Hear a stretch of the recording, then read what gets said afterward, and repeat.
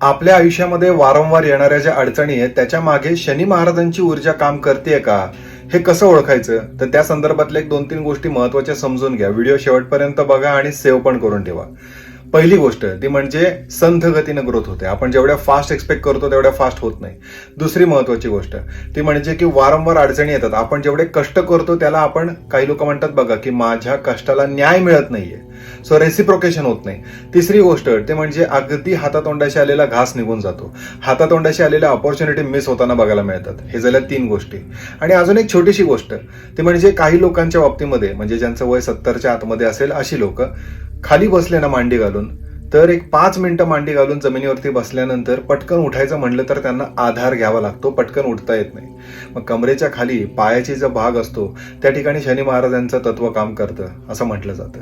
जर उपाय हवे असतील तर बाकीचे व्हिडिओ निश्चितपणे बघा. शिरीष कुलकर्णी, श्री श्रद्धा ॲस्ट्रॉलॉजी.